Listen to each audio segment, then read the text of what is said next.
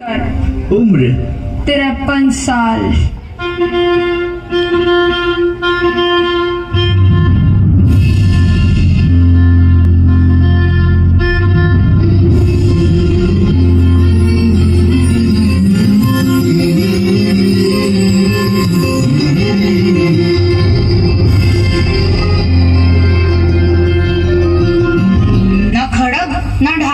फिर भी पूरा देश आपके साथ।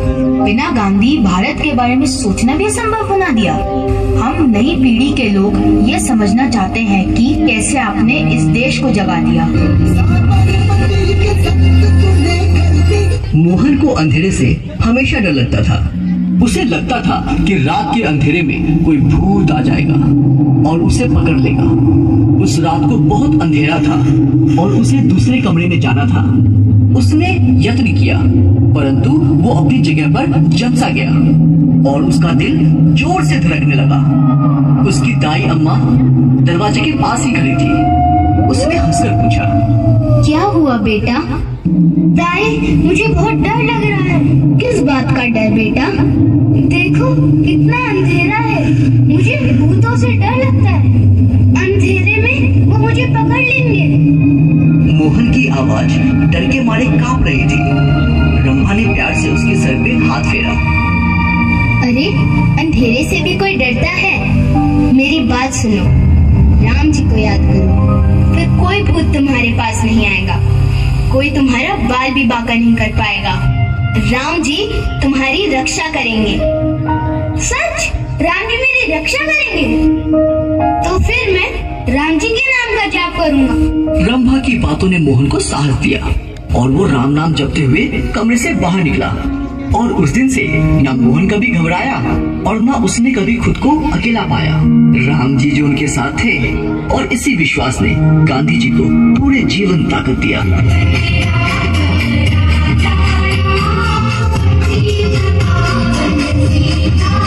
मोहन राजा हरिश्चंद्र का नाटक देखना चाहता था। वो अपने पिताजी के पास गया। पिताजी, चलो ना नाटक देखने चलते हैं। कौन सा नाटक बेटा? राजा हरिश्चंद्र। मगर वो काम में बहुत व्यस्त थे। देखो बेटा, मैं काम में थोड़ा व्यस्त हूँ, किसी और दिन चलते हैं। तो पिताजी, क्या मैं अपने दोस्तों के साथ चले जाऊँ? ठीक है, पर अपना ध्यान रखना। और हाँ, नाटक खत्म होते ही सीधा घर आ जाना। नाटक में राजा हरिश्चंद्र अपना वचन निभाने के लिए अपना राज्य, पत्नी और बच्चों को खो देता है। नाटक के अंत में सभी के आंखों से आंसू निकल आए। इस कहानी ने मोहनदास के मन पर बहुत गहरा प्रभाव डाला। उसने सोचा कि उसे भी राजा हरिश्चंद्र की तरह ऐसी शक्ति मिल जाए जिससे वे सत्य के खातिर किसी भी संकट का सामना कर सके। वो एक महान आदमी थे। उन्होंने सत्य के लिए अपना परिवार और राज्य दांव पे लगा दिया था। यह नाटक बहुत ही अच्छा है। उन्होंने मुझे सत्य की ताकत दिखाई। हम सभी को उनकी तरह सत्यमय जीवन जीना चाहिए। ये तो असंभव है मोहन। क्यों असंभव? क्यों? हम जैसे लोगों के लिए ऐसा जीवन बिताना कठिन है। पहले भगवान पर विश्वास होना चाहिए, फिर कड़ी मेहनत से हम अपना जीवन सत्यमय कर सकते हैं। आज इसी क्षण से मैं सिर्फ सत्य के राह पे चलूंगा। मोहन, ये इतना आसान नहीं है। चलो देखते हैं। और उस दिन से मोहन ने सत्यमय जीवन बिताना शुरू किया।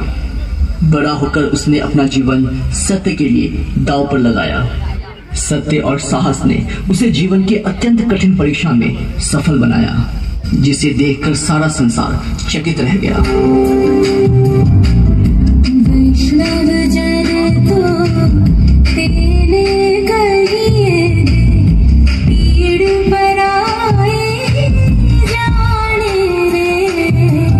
तथा हिंसा से देखा जाता था और उन्हें कूली बुलाया जाता था। जल्द ही गांधी जी को भी ये अनुभव सहना पड़ा।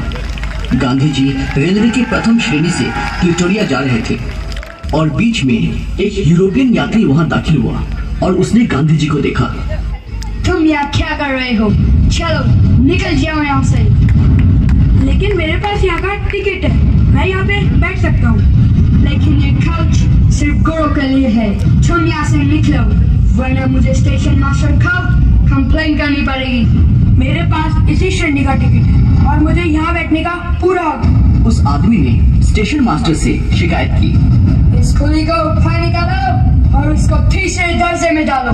गांधी जी ने उनसे बहस करने की कोशिश की, पर उनकी बात किसी ने नहीं सुनी। तुम ऐसा नहीं कर सकते, मेरे पास प्रथम श्रेणी का टिकट है। अब मुझे तुम्हारे साथ जबरदस्ती करनी पड़ेगी। पुलिस वाले ने गांधी जी को उनके सामान के साथ बाहर धकेल दिया। ट्रेन चली गई। गांधी जी ने कड़ी सर्दी में रात गुजारी, लेकिन उन्होंने अपने सामान को छुआ तक नहीं। इस घटना ने उनके जीवन का रास्ता ही बदल दिया। उन्होंने ऐसे अन्याय के विरुद्ध सत्य के हथियार का प्रयोग किया और आगे इसी हथियार को सत्याग्रह का नाम दिया गया। इस घटना के बाद गांधी जी का मोहनदास करमचंद गांधी से बापू मन में चलने का फैसला किया। क्लैपिंग कर दीजिए एक बार इन बच्चों के लिए।